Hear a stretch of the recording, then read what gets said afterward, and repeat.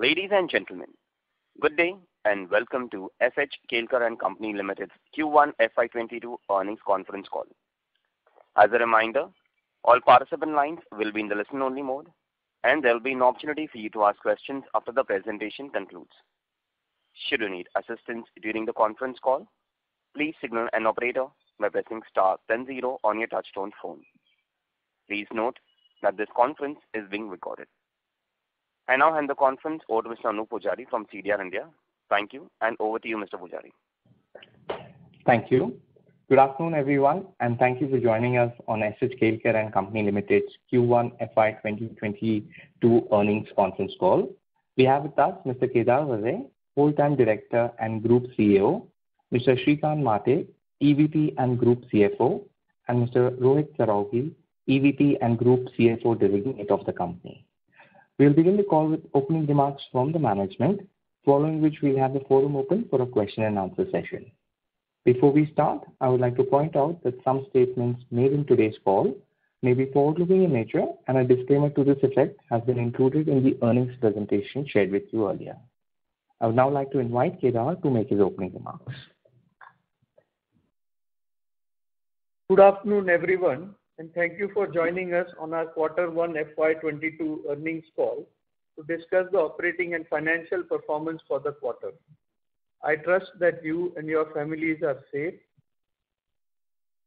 On this quarter, we have reported a resilient performance during this quarter despite a challenging macroeconomic and environment due to pandemic-induced lockdowns and restrictions. While we saw broader operating constraints during the period, our client engagement and wins across the FMCG space remained stable. On the international business front, we are happy to share that CFF and Nova both delivered a healthy performance on back of improving demand and volume offtake in the European markets. On a consolidated basis, our revenue from operations stood at 354.9 crores. The performance includes consolidation of CFF and Nova in Q1 and not comparable year-on-year. On a year-on-year comparable basis, revenues grew by 44.4%. This was on account of lower base in the corresponding quarter last year. During the quarter, we continued to witness cost pressures on account of inflation in raw materials and especially costs in logistics and supply chain. Accordingly, we have undertaken suitable price hikes. This, in combination with our prudent inventory management practices, enabled us to report stable gross margins, 42.2%. On the EBITDA front, lower revenues moderated EBITDA performance. In addition, our other expenses during the quarter were higher as it included one-time preponement of R&D CWIP amounting to 12.9 crores on account of accounting policy change. This change was mandated due to more and more exchange of IP usage between India and Italy operations. Without this adjustment, EBITDA margin stood at 16.1% and PAT stood at 27 crores. On the tax front, I am happy to share that we have a favorable update on the tax appeal in the matter of our wholly owned subsidiary Keva Fragrances. Recently, the Income Tax Appellate Tribunal, ITAT, as per its recent order, has set aside the order of the Commissioner of Income Tax and has directed the assessing officer to allow amortization of goodwill as an eligible expenditure. The tribunal has also squashed the department's appeal on the other two issues favoring by the CIT earlier. Consequently, we have reversed the additional tax provision aggregating to rupees 64.5 crores for the period between FY17 to FY21. So our reported PAT this quarter has come in at 81.4 crores. Excluding this one-time reversal and effect of expense proponent, the adjusted PAT stood at 16.9 crores. From a consolidated balance sheet perspective, our net debt position was comfortable at rupees 386 crores with a net debt to equity at 0.4x. The payment for acquisition of Nova in April 2021 of approximately 25 crores led to a slight increase in debt of rupees 6 crores as compared to March 31st position. As communicated earlier, In FY22, we have no major capex plans on hand, and the focus remains on generating healthy free cash flows, which will enable us to further strengthen our balance sheet position. Coming to some key business updates, as you all know, the unprecedented rains in Maharashtra in July caused severe flooding in certain areas. Unfortunately, our unit in Mahad was severely affected due to these incessant rains and floods. It resulted in flooding in our plant and major outage in our facility and region. As per our assessment, the factory operations at Mahad are likely to remain suspended till end September. However, we are undertaking all necessary steps to resume operations at the earliest, and also have recently completed the survey with the insurance team. The overall insurance cover being sufficient, we would have no long-term effects to our financials. We are implementing our business continuity plans and planned additional volumes in the China plant.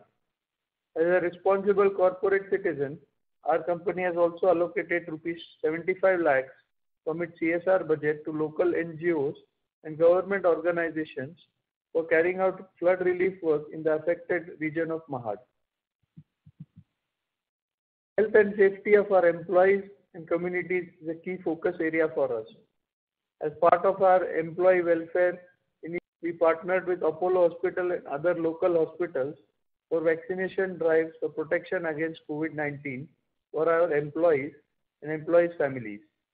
I am pleased to share that over 87% of employees have received the first dose, and around 22% of the employee base is fully inoculated. In addition, we have extended the vaccination drives for families and secondary manpower in the region. I would now like to cover some developments on the management team side. Mr. Shrikant Mate, SHK Executive Vice President and Group CFO, will be superannuating on September 30th, 2021. Shrikant has been with us for over a decade and held various leadership roles at SHK. He was also actively involved in driving our company's IPO and acquisitions and has been an integral contributor to the growth of SH Kelkar. On behalf of the Keba family, I would like to thank Shrikant for his contributions and wish him best in his retirement. We have recently appointed Mr. Rohit Saraugi as Executive Vice President and Group CFO designate the company. Rohit is a chartered accountant and brings with him around 2 decades of finance domain leadership experience. In the past, he has been associated with large and reputed companies in the FMCG space. We would like to welcome him on board. In the next couple of months, Rohit will work closely with Shrikant to ensure a smooth transition and will formally take charge as Group CFO with effect from 15th November 2021. To conclude, as we look ahead from the demand standpoint, we are currently witnessing steady wins and inquiries across customers in domestic and international markets. While there are concerns with regard to the macro environment, given the uncertainties relating to the pandemic, internally we have several promising growth initiatives in place. We are confident that our strategic growth levers, along with our robust business model, should enable us to report healthy performance going forward. On that note, I would request the moderator to open the forum for any questions or suggestions that you may have. Thank you very much. We will now begin the question and answer session. Anyone who wishes to ask a question may press star and 1 on their touchtone telephone. If you wish to remove yourself from the question queue, you may press star and 2. Participants are requested to use handsets while asking a question. Ladies and gentlemen, we will wait for a moment while the question queue assembles. Participants, you may press star and 1 to ask a question.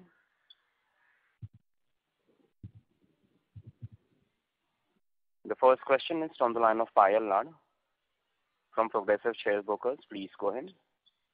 Hi, good afternoon, sir. I hope everything is safe at your end.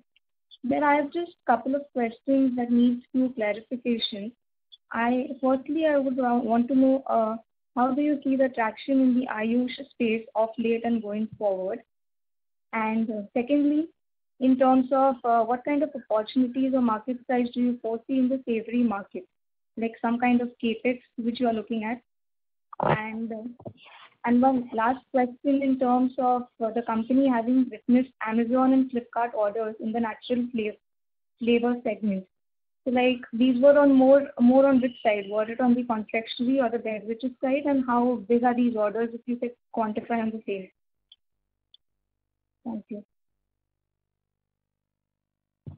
Yeah, thank you. I think the overall macroeconomic situation is quite okay. Particularly on the flavors you have asked on the savory, we continue to invest in our developments on the savory market. It's a very large market, as you can imagine, in India, but we are focused on very small part of that, which are the top note niches. We have internal capexes to continue to grow this market without too much new capacity or new investment. On the Ayush front as well, we are seeing continuous robust growth, and it's a small segment for us. The Ayurvedic extract and active business will see good traction in the coming years, and as this has become a very big area of focus for the consumer trend. Both of these areas of savory flavor as well as natural extracts are areas where we are continuing to do our developments and we continue to grow, but they will remain small segments for the few years to come. Okay. And so you mentioned about internal capex in the savory segment. So like if you could quantify what range would be? So the capexes for these activities would be in the 2-3 crores range. So they are not significant. We already have the large building and capexes for all the utilities, land building in place. The extra capacity would be more in terms of bigger sizing of equipment and would not be in the magnitude more than 2-3 crores. Okay, and with regards to the Amazon orders, like there is a mention in the AR that you are witnessing monthly orders in this space, in the flavor segment. So like how good is that number? So again, flavors is seeing robust growth in the organic business. We have had another year this year when we lost the sort of summer season in India because of the pandemic. A lot of the ice cream and beverage flavor sales was deferred, particularly in the month of June. So all of these sales are very seasonal with the very big peaks in the summer season. So we don't anticipate that the rest of the year will catch up the sale for what is lost. However, our track for the remaining 3 quarters remains intact. Export growth continues to be robust. So I don't foresee any big change in the flavor market. We continue to grow and we should do 15% plus growth year on year. Okay. And if I can just squeeze in one more question, if we may allow. With regards to the provision reversion which has happened in this quarter, pertaining to 64 crores in terms of unamortized goodwill part, what exactly is that issue? Like, was it disallowed earlier and then how did it take place? So the tax provision, it was taken in the past, and the tax ruling has come in the favor of the company. So we have now reversed that provision. Okay. I'll get back into it for further questions. Thank you so much. Thank you very much. The next question is from the line of Bharat Sheth from Quest Investment. Please go ahead. Hi, Kedar. Thanks for the opportunity. Hi. Kedar, on a flavor business, you have given a YOY growth of 15%, so which is a little ahead. I mean, what earlier we were looking is a 10 to 12%. That is great. And how do we see the profitability in once the growth really starts kicking in? So what are the operating leverage do we have in the flavor business? So I think flavor business, we have always maintained 15% plus growth. There is good profitability margin around 46-47%, and that flowing down to a profitability of 10% plus in the PAT line. It's a steady state business continuing to grow. There is no surprises on the flavor side at all. If the environment remains normal, demand is robust, then we will continue to grow that business very aggressively. Having said that, on the overall fragrance business as well, we have good number of wins, good number of FMCG companies have approved our products, and so the overall growth in the long term or near term remains very much intact. For the overall margin, so this quarter we have clocked around 16% EBITDA, and in a normal quarter we should be in upwards of 18 to 19% EBITDA level. Okay. So whatever business that we lost in Q1, because Q1 number include also last previous year CFF number, and so this growth, top line growth is not really reflected. So if one has to look at, normalized growth. So we have 44% growth year on year versus last year, which is the underlying like for like business. Okay. I think we have probably 25-30 crore business momentum loss in the first quarter owing to the pandemic, but we foresee that this will restore sometime in this quarter or next quarter. Okay. So overall growth of around 15% for fragrance business on normalized basis, is that possible, or plus little higher growth? Yes. Because the kind of win now we are. Versus last year like for like 15%. We are still confident to achieve. Okay. And coming to now this write-off, see in last 4 years on R&D expenses we have capitalized almost 200 crore, and in last 2 years we have written off 36, and now in this quarter 12 crore. So how much this kind of one-off will really continue, rather where despite there is a normal depreciation of intangible that we provide. So if you can give this, some this one-off the is becoming a 36 sort of a, crore is for the. Let me talk. 36 crore is not related to R&D at all. It is on accounting impairment of the plant in the Netherlands. It is part of the plant shifting to Mahad. Apart from that 36 crore, that is a different thing. In 20 and 21, in annual report, we R&D, expenses written off, apart from depreciation, is 36 crore.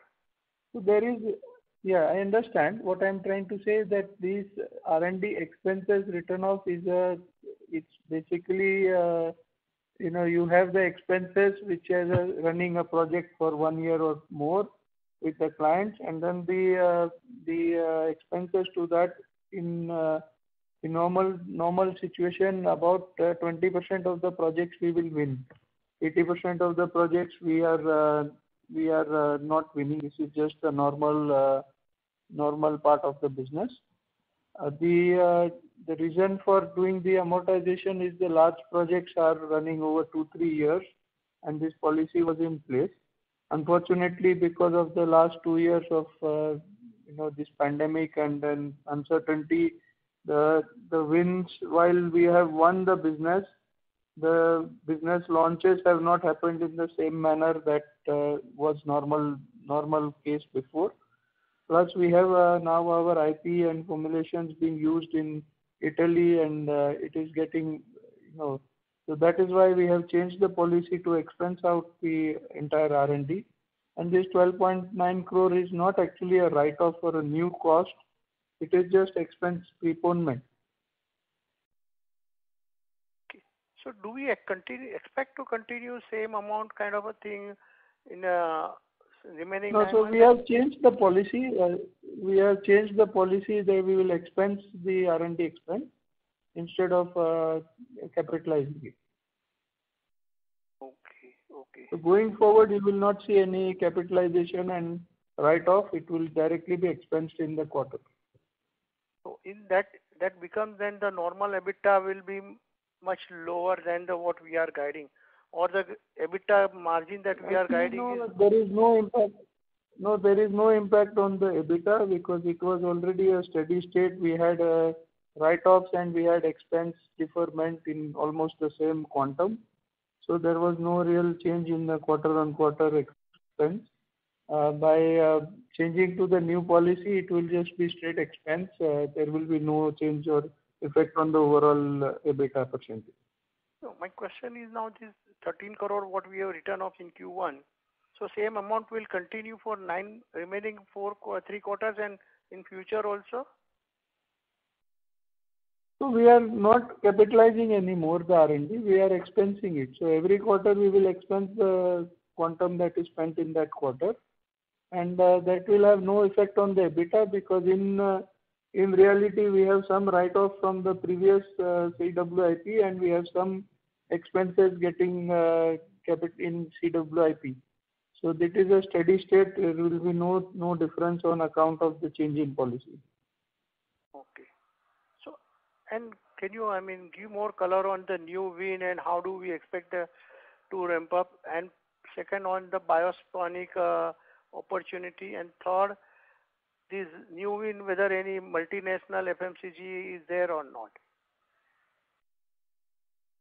So new win, as of now, we don't have any multinational MNC, I would say, as of now. We are negotiating as always, and hopefully we will crack something this year. The point on the new wins, I think there is a lot of new wins in the last year and even early part of this year, which are not yet launched. So we have a very robust pipeline with all the big companies within India as well as overseas. And we see this as a phase where because of the pandemic or various reasons, the launches were delayed. But the products are approved, everything is in place, and at the time when things become more normal for the FMCG business, we see a very big growth spurt coming in. If last question, see QOQ also we have seen a good amount of seen in the staff cost. So is this a normalized run rate, or we have hired more people, or so how really one should look at it? So Q&Q, the cost increase has been largely on the Italian front with the conversion rate and the new company Nova coming into the fold. The baseline cost in India of the existing business has not changed much. We will see the effect of salary increases which are our normal yearly increment in the July quarter. So in the first quarter there was no increase. Second quarter onwards, in place for normal cycle, there will be a increase in employee cost, but it won't be very significant. Okay, and how do we look at gross margin and raw material availability as well as the pricing scenario? So raw material availability is still a difficult scenario. We have maintained good inventory and good planning. We have also put out price increases to the clients, and we expect that we will be able to manage our gross margins in the 42-43% range. There may be one quarter some effect of the Mahad plant closure, but eventually on a longer term we will be in the 43% gross margin range. Okay, thank you. If I have any question, I'll join back. Thank you very much. The next question is from the line of Sumit Nagar from Malabar Investments. Please go ahead.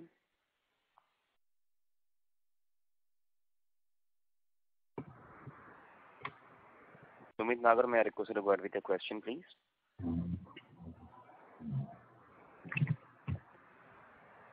Sumit Nagar, may I request you to unmute your line from your side and go ahead with your question?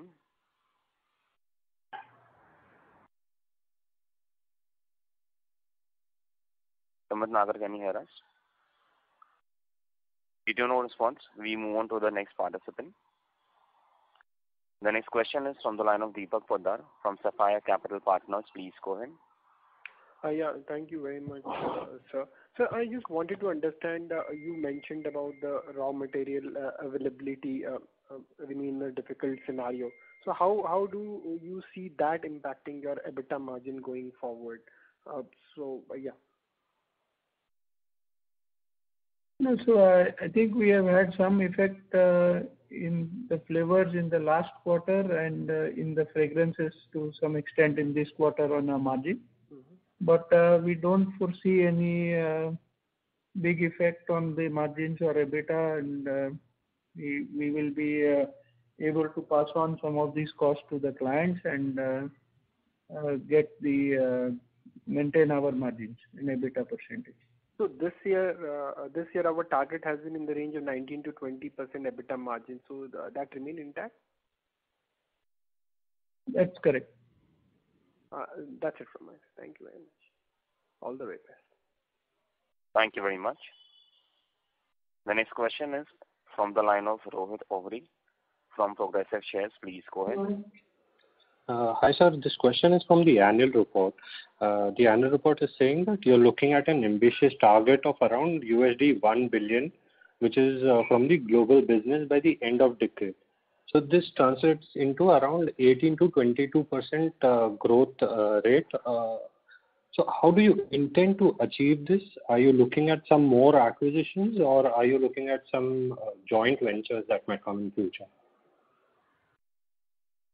No, so the overall CAGR growth we will be able to do with the organic of something 12 to 15% and the balance with an inorganic acquisition strategy. Okay. In your opening remarks, you mentioned that there are some strategic growth initiatives that you're looking at. If you can just take us through that. So we have certain sort of active molecules that we call health and active, Ayurvedic extract and things like this, which we evaluated last time. So these are all initiatives for the longer term.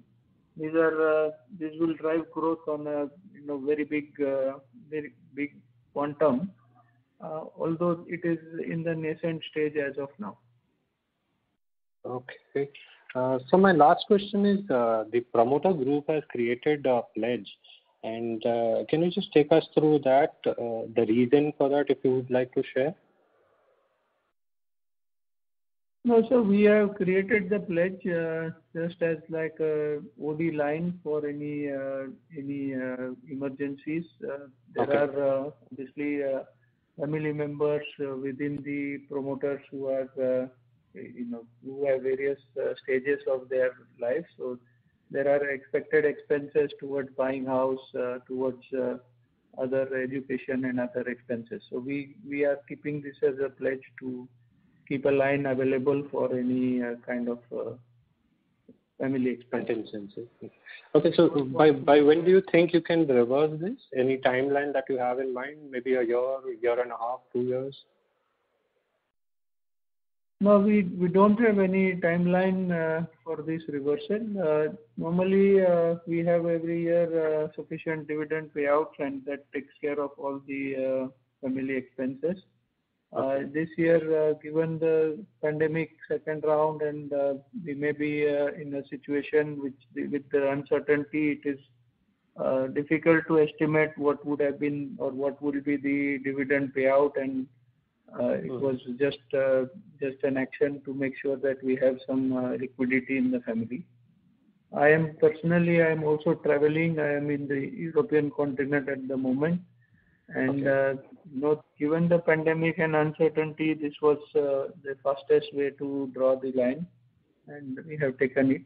There are no immediate plans of reversing it anytime soon. but Okay. at the same time, the amount which is drawn against this pledge is less than 5 crores. So it's not a big amount. Only thing is we would like to keep the pledge as a emergency source of funding. Okay, sir. I have more questions. I'll fall back in the queue. Thank you. Thank you very much. Participants, you may press star and 1 to ask a question. The next question is from the line of Nikhil from SIMPL. Please go ahead. Yeah, hi. Good afternoon. Am I audible? Yes, sir, you are. Yeah, hi. Kedar, just to put it correctly on the provision side, so if you look at our balance sheet, on the intangible asset under development, there was a closing balance of 13 crores.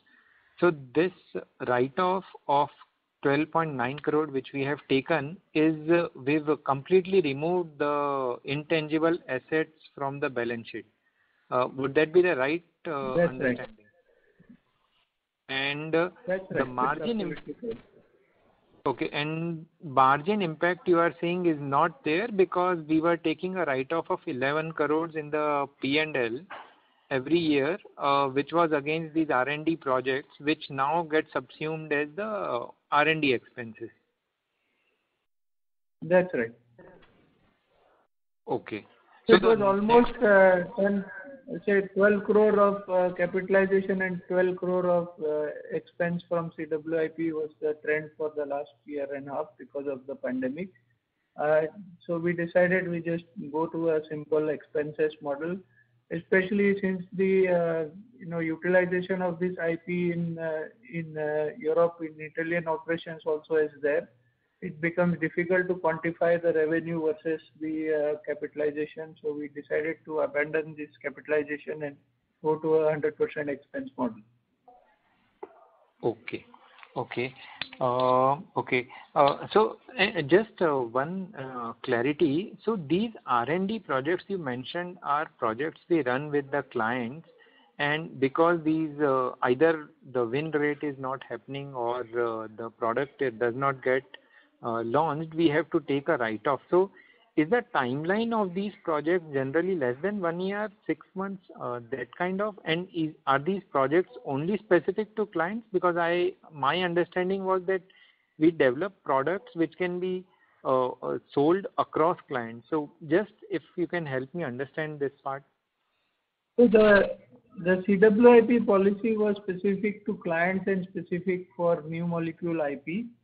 The specific client projects actually, last year with the pandemic, there were delays in the launch, so we had to write off quite a lot of projects. Again, this year with the pandemic situation, we decided that it's better to just move to a simple policy of expensing out. The IP, CWIP of the IP on the molecules is now started to be used also in Italy. And then the question we anticipate from the various tax authorities and how much is used in India, how much is used outside India, and so on and so forth for the amortization. So we will just expense it and make it simple from the policy point of view. Okay. Second question is, you mentioned in the start of the call that we have started taking price increases, and I think I would congratulate you because even with the way the cost increases have been, sequentially gross margin have remained stable. The price increases we are taking, are they only covering the RM increases, or because their increase is also on the freight side and other line items? So does it increase most of the cost element or only the RM increase? So it's not only the RM increase, but we are trying to offset as much as possible the overall cost increases, which, like you mentioned, freight, other expenses due to COVID, and internally from kind of distancing, we have some operational inefficiencies on the way we are operating because of the COVID situation. So all of that we are taking into account when we pass on the cost. I don't think that the cost will cover everything in universally, but we are at least being, because on the client side also it's a situation of uncertainty and lower growth environment or perception. So we are taking the middle path and we are trying to maximize what price increase we can do.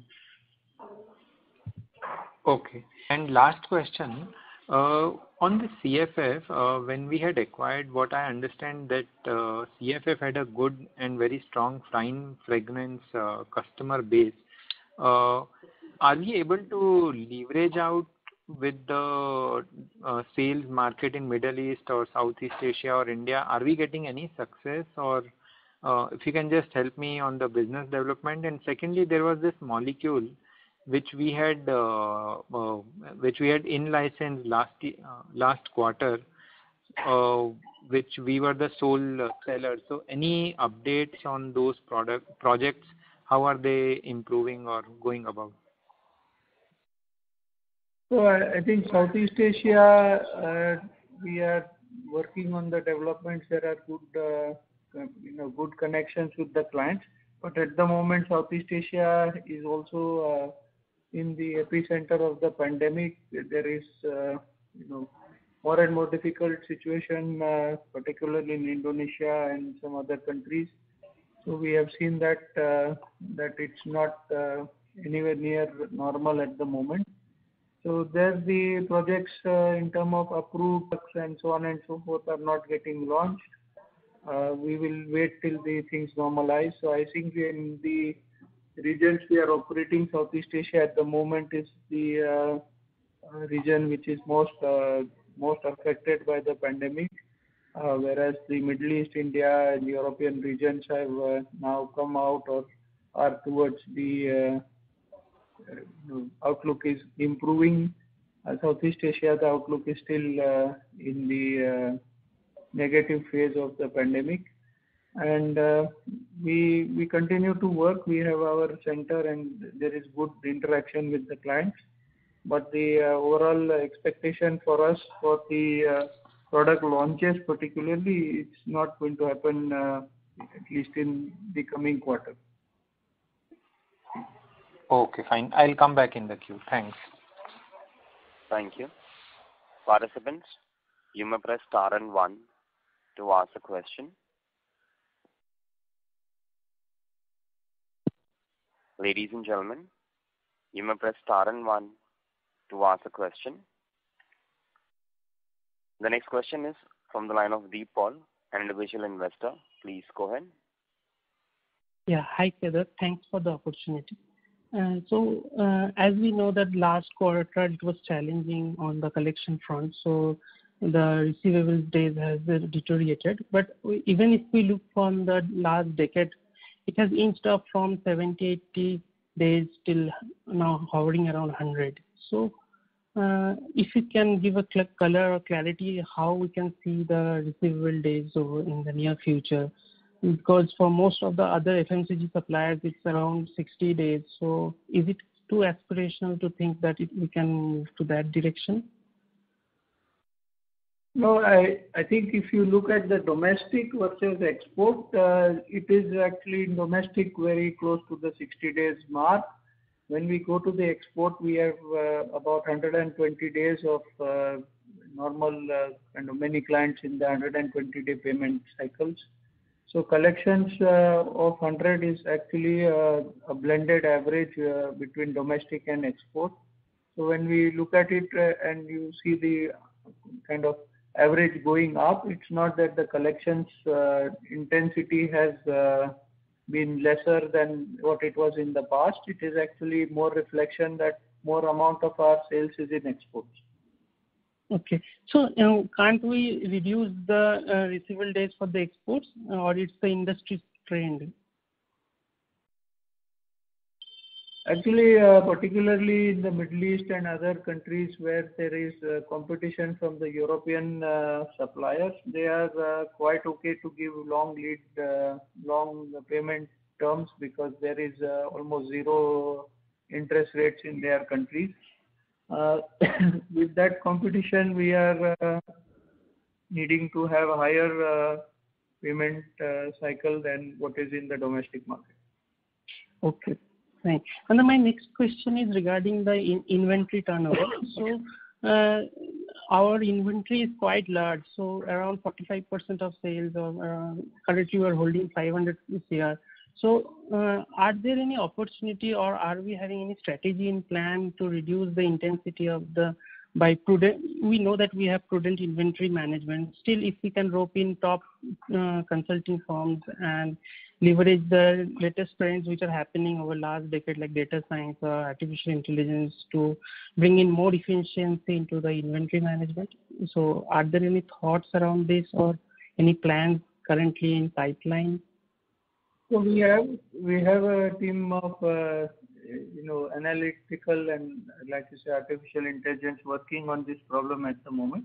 And I think the combination of growing the sales with the same level of inventory and reducing the inventory, both these measures we are taking. It's clearly an area of improvement that we will plan out. But I don't see, given our business model with the large number of SKUs and small customers and variation in the raw material availability and pricing, I don't foresee a big change, kind of a big step change. But incrementally, 2, 3, 4% we will drive every year. Okay, that's good. And my last question is regarding the CFF acquisition. So it has been done in Italy, where it's an aging population and the inherent growth is around 1 to 2%. Then how come CFF is growing, which you have alluded around 10%? So is it because of some great products or from new launches? And how sustainable is the growth rate? Or we will be having a unit with low growth in near future as this current growth subsides? No, so I think when you look at the economy growth versus consumer behavior, well, the overall economic growth seems to be smaller, digit 1-2%. The consumer spending per capita in fragrance and FMCG is quite high in these markets compared to market like India. And normally what happens is that the GDP is only looking at the total number, and when you look at the premium product versus or what they call niche products, there are many products which are big brands, and then there are many smaller brands. So in a low growth and in a more difficult economic growth situation, actually the smaller brands are growing faster than the big global brands. So we are seeing that, and that's why the growth is higher in this company. Okay. So did we get any opportunity to cross-sell the CFF product portfolio into the Indian market to different clients, which has helped us in wins? Has that happened, or No, it is happening. I think the current scenario, it is difficult to interact. There is not much travel happening, so not much integration. We are letting the teams work on their own market and clients. Many of the labs, both in Italy earlier and in India, we had to work with 25% or 50% people in the labs. So we have not really started this cross-selling opportunities at this moment. But the product range, we have obviously ability to look at it and start the cross-selling once things are more normal. Okay. Thank you so much, Kedar, and wish you all the best for the near future. Thank you. Thank you. The next question is from the line of Rohan Gupta from Edelweiss. Please go ahead. Yeah, hi, sir. Good afternoon.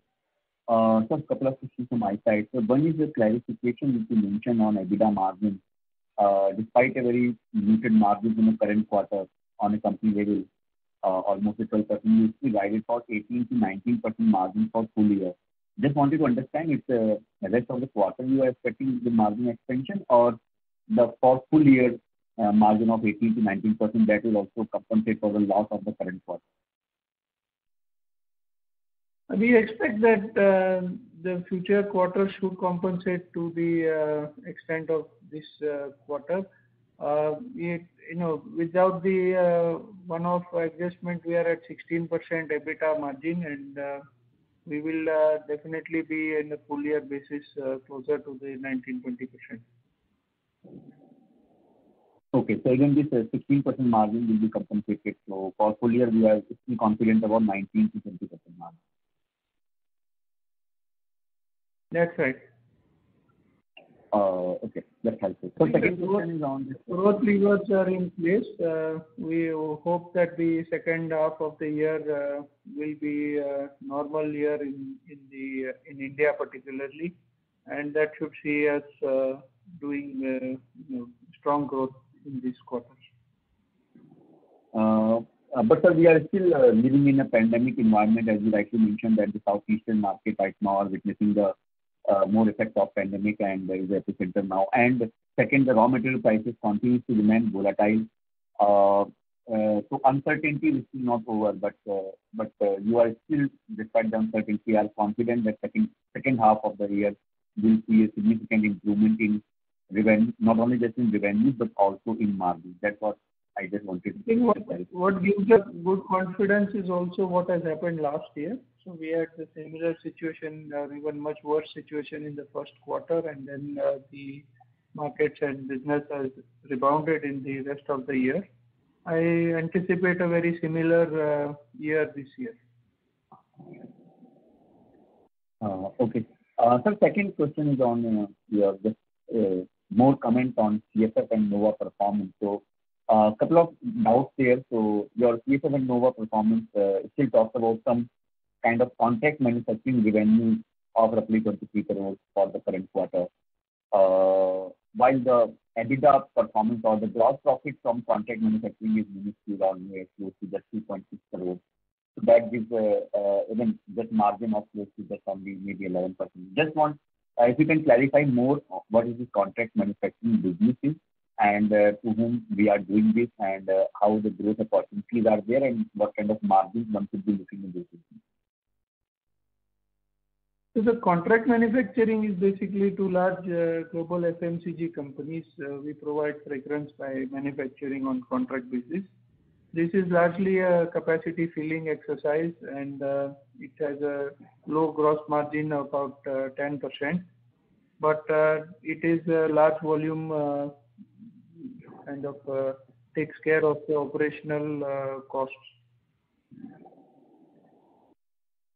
Okay, so it's only up to the extent to fill the capacities. As long as you are having idle capacities, you will do that. But otherwise, the moment that retail sales or your own distribution sales start going up, the contract manufacturing revenues will come down, right?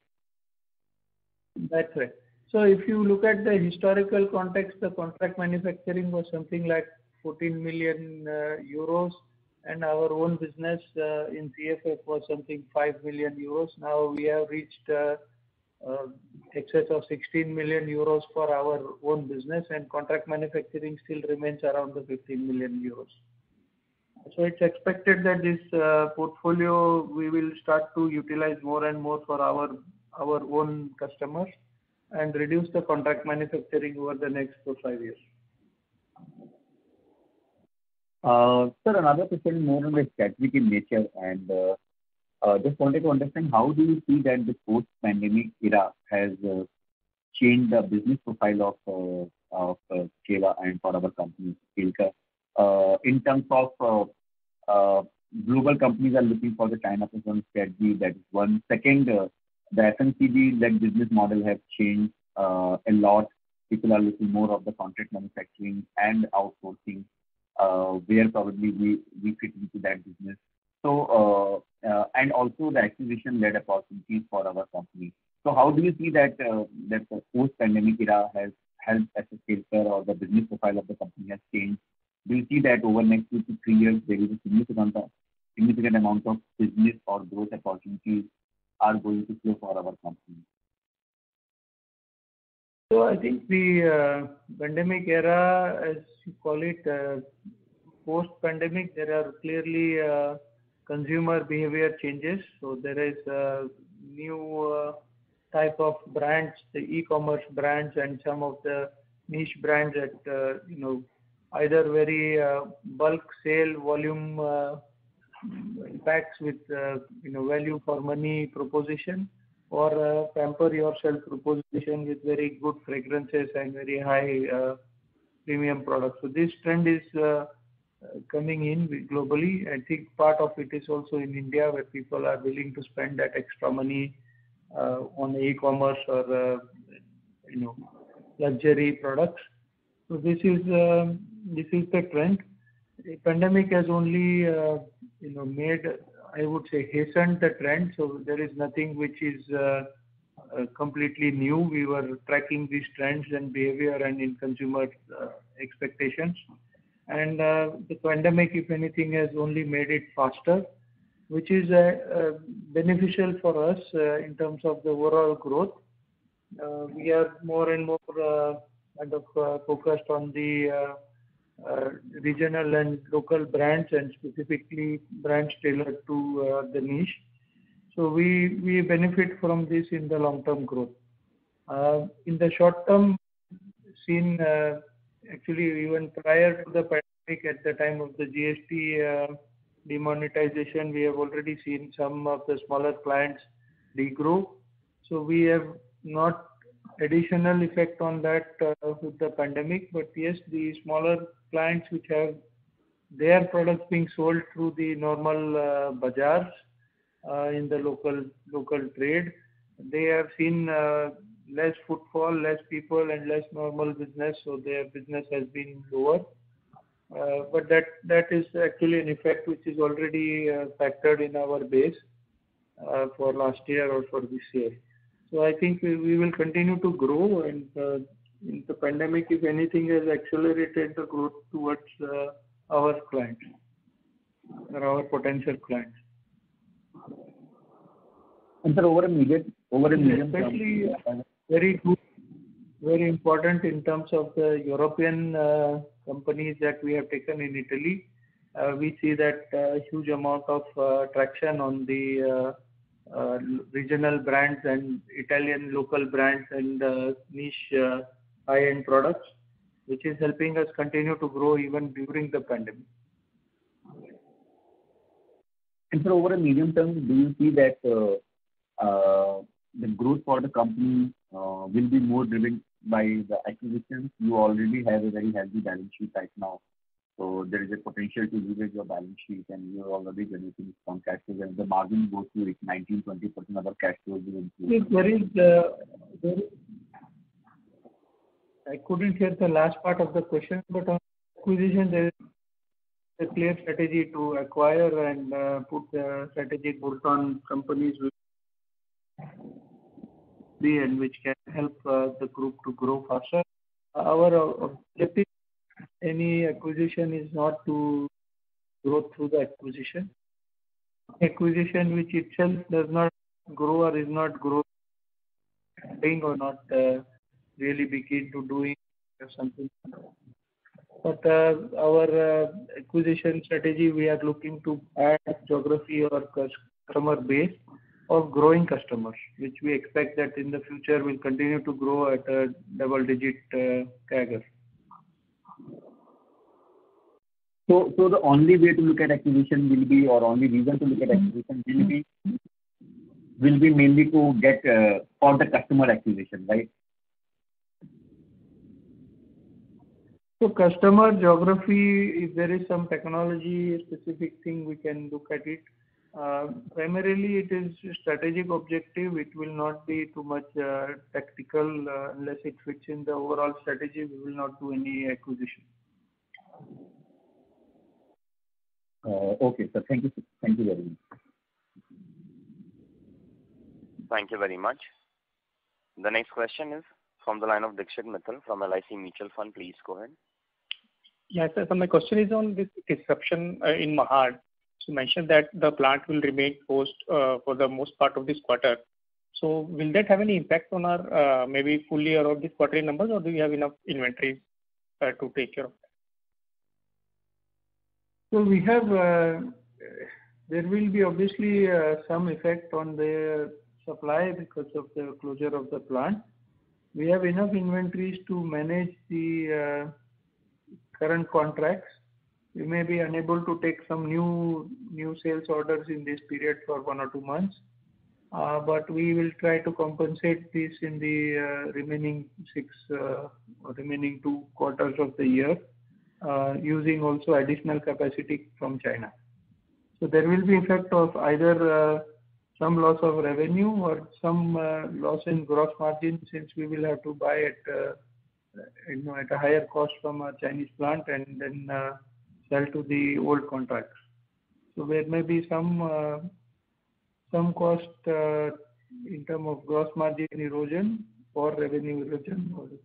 It depends on how the market activates. As of now, we don't foresee a very large impact on the full year basis.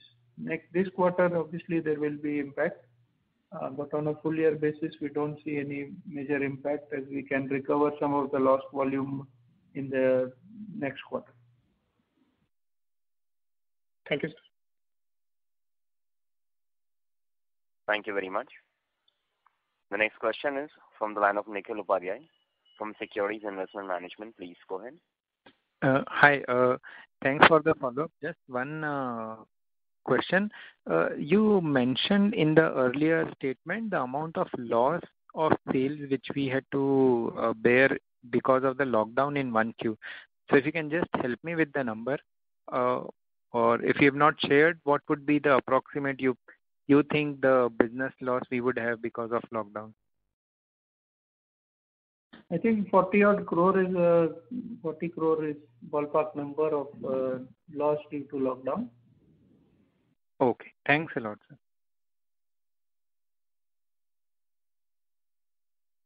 Nikhil Upadhyay, do you have any follow-up? No, I'm done. Thanks.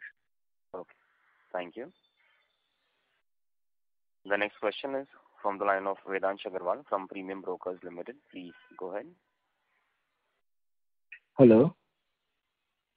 Go ahead, sir. You're audible. Hello. Yeah. Sir, I just wanted to ask if you can put a number to the revenue impact because of Mahad unit. I think the revenue impact may not be more than 4-5 crores. What we really need to look at is the gross margin impact, since we will have to import from China and there will be many additional costs.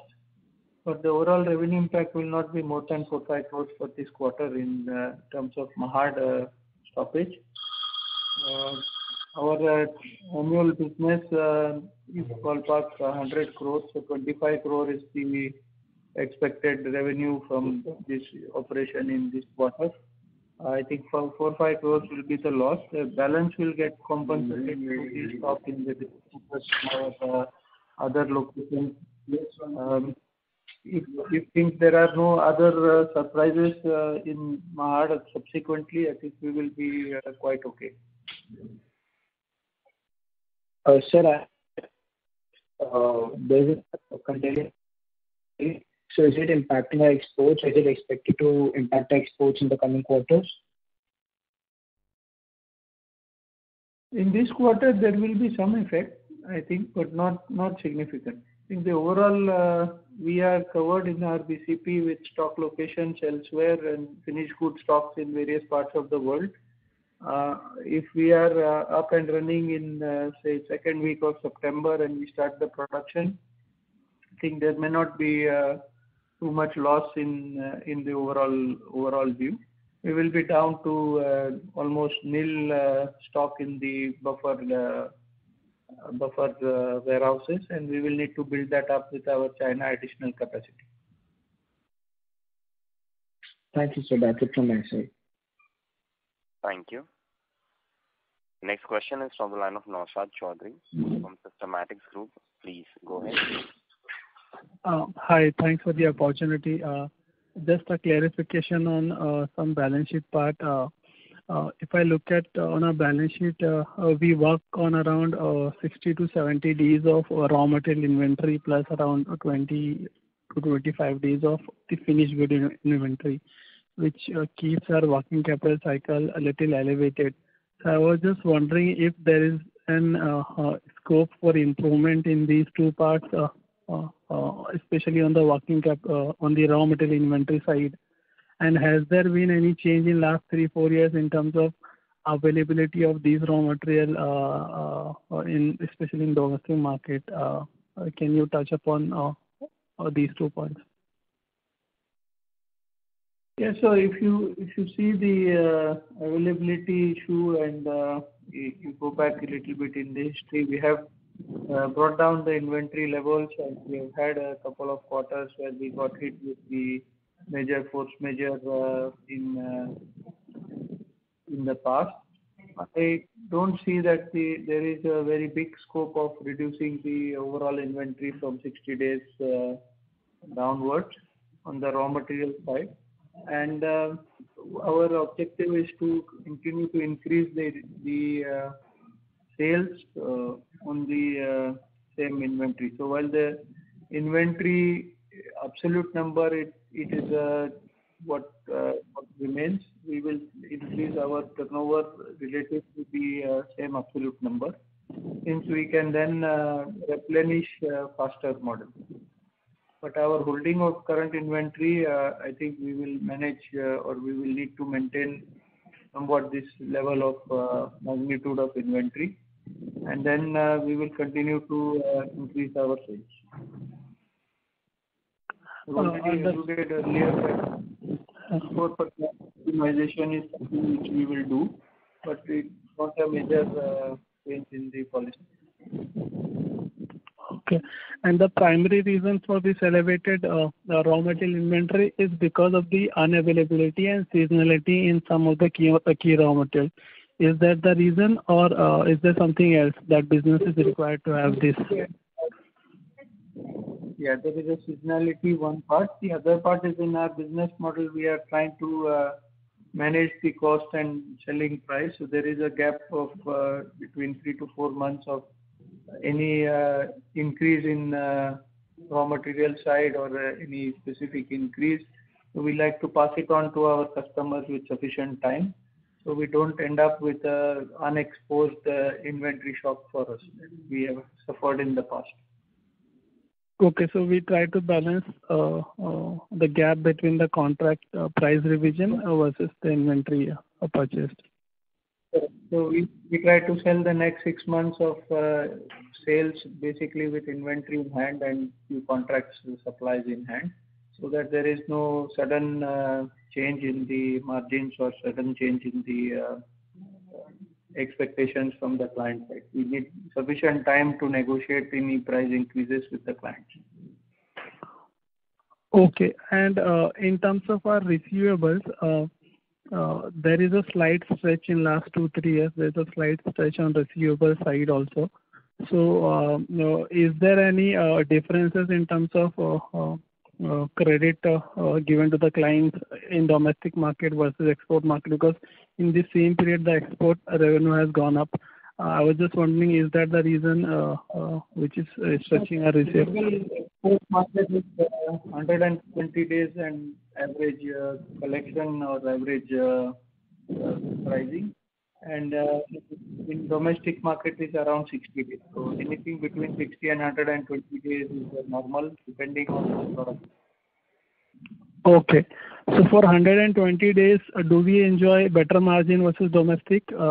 And if you can quantify what percentage of better we get by giving this much of credit? We don't enjoy a better margin or worse margin, but the credit is in US dollar terms normally. So effectively we get some, in a normal year, some depreciation equivalent. So we have a hedging and we get some amount of hedging cost benefit from in a normal cycle. All right, sir. Understood. Thank you so much. Thank you very much. Ladies and gentlemen, I now hand the conference over to the management for closing comments.